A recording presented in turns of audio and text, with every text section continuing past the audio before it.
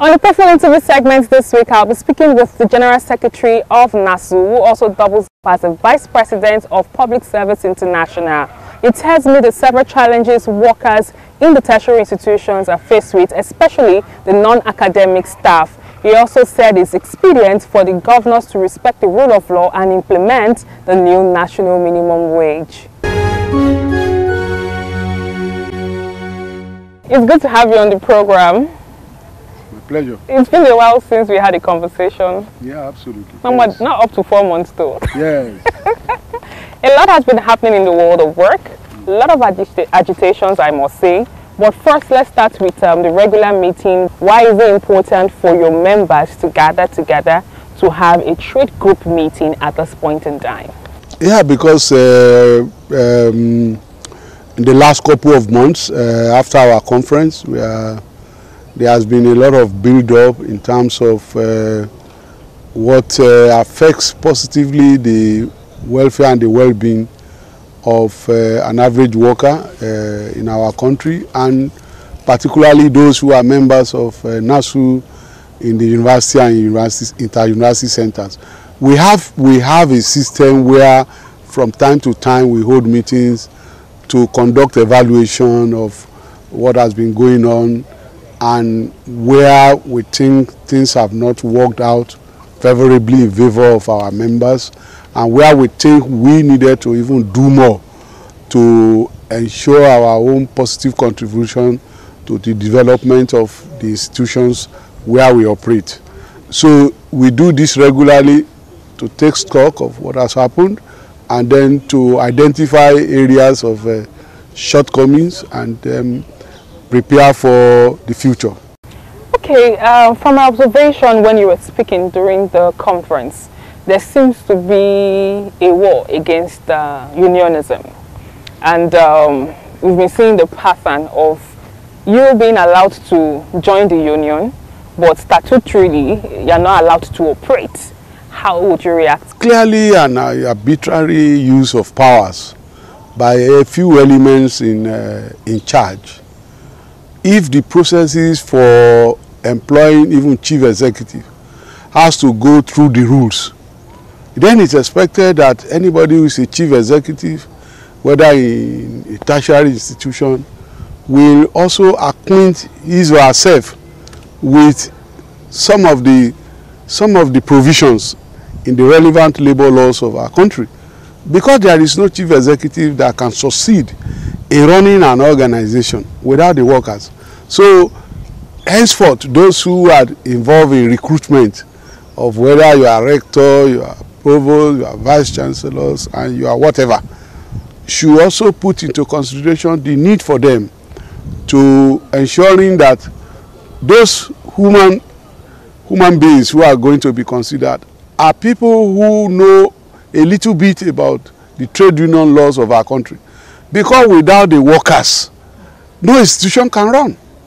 So it's an arbitrary use of power. You are a chief executive, you go there, workers are working. The government by law had recognized the trade union to function. Not only that government recognized the trade unions to function, it is also part of the provisions in the Constitution of the Federal Republic of Nigeria that granted freedom of association to workers. And so when workers belong to the trade union, then because they ask for their right, you as a chief executive acting ignorantly, we say you stop check-off dues. That's clearly unacceptable. And it's also an infringement on even the ILO Convention on Freedom of Association, which Nigeria has ratified. So it's clearly unfortunate that we have this type of situation. And I think I will appeal to the federal government to make sure that they sensitize these heads of institutions so that they don't act as if they are emperors.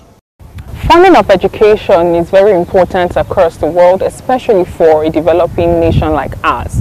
What's your take as the General Secretary of NASU?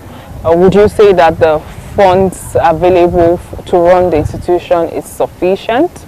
It's not sufficient, but honestly I like to, I'm a critic, but I like to commend this government. This government has moved a bit from other governments when it comes to what they allocate to education.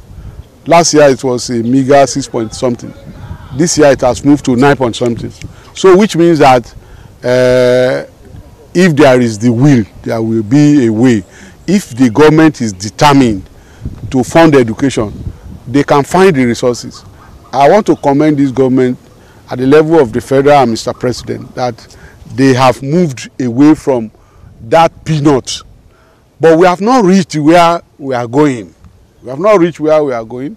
We expect that more resources should be allocated to our education so that some of the crises that are driven by insufficient funding can be eliminated. Decayed infrastructure can be eliminated. Motivation and welfare of staff can be improved upon. So more money needs to come to education so that we can have seamless academic calendar, we can have industrial peace, workers can be adequately motivated, and then we can mitigate the crisis of brain drain. End allowance is still a big conversation for the non-academic staff. Can you tell us what's the update? Well, we have the end allowance naturally is paid both to the academics and the non-teaching staff. And that's why we have what we call end academic allowance and end allowance. End academics for the academics and end allowance is for the non-teaching. Over a period of time when we started this payment in 2013, it was fairly done because it was computed by the various bursaries of the institutions. And when these monies were released, it was also the bursary that, paid the money, allocates to each staff what is due to them. But we started having problem when the Ministry of Education took charge of the disbursement of the amount allocated for end allowances. And at that point, they do the sharing in the Ministry of Education. They will give the academics 60 or 70% of the total money and cede only 20 or 30% to the non-teaching staff. And that has created a lot of problems. So in 2022, when we were on that long strike, everybody in the university embarked on that strike. So SANU and NASU had a 4-month strike, and we were invited to a meeting by the Minister of Education, since they said that we should go to our employers. Naturally, it used to be the Ministry of Labour that does this reconciliation. So we met with the then Minister of Education, Malam Adamu, and after a long discussion, we had an MOU. And in that MOU of August 22, 2022, it was agreed that the government is committed to releasing 50 billion as end allowances for both the academics and the non-academic, and that its disbursement will be in line with how the money was disbursed in 2013 when it first came. So it will not be something that the Ministry of Education officials will be involved in. It will be done by the bursaries of the institutions. So since that 2022, nothing has happened until recently, when we started hearing when this Yayale committee on renegotiation was constituted, and we started seeing different type of letters flying around. The whole place, Salaries, Income and Wages Commission issued their own, and then they started sending letters to the universities, clearly in conflict with the MOU that we signed in 2022. And just about a few days ago, we saw another letter addressed to the ASU president, saying that the 50 billion is expected to arrive in 1 week's time, and that when the money arrives, that they called it end academic allowance. So they have tactically they said they held a stakeholder meetings in the Federal Ministry of Education. The first question we ask is that stakeholder in the university, that excludes members of NASU, members of SANU, and members of NAT cannot be called a stakeholders meeting. Government has a responsibility to inherit both assets and liability. So whatever they have been owing us has to be accommodated in line with what is in the MOU. So we have reviewed the matter and we have come to a conclusion that there is a deliberate attempt to shortchange our members. If the 50 billion comes and it is disbursed only and solely for the academics, our members have agreed that they will withdraw their services. We are not unmindful of the fact that this government is making effort to stop the academics from embarking on strike.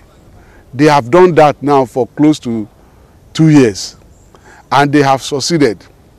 But from their action, it seems as if they are being pressured to satisfy one group against the other. And our position is clear. If you are in a hurry not to allow one group to go on strike, you are in a hurry to propel by your action the others to go on strike. The peace, the industrial peace you are anxiously working towards achieve in the system will not materialize. On a final note, according to the data released recently, we are aware that more than 20 states of the Federation are yet to implement the new national minimum wage. How would you react to this? It's very unfortunate. We have a situation where those who are supposed to respect the law of the land have always acted unlawfully. That's very unfortunate. We have a minimum wage law passed by the National Assembly, assented to by Mr. President. So one would have expected that all the governors, without any pressure at all, because you know that this singular policy of the Tinubu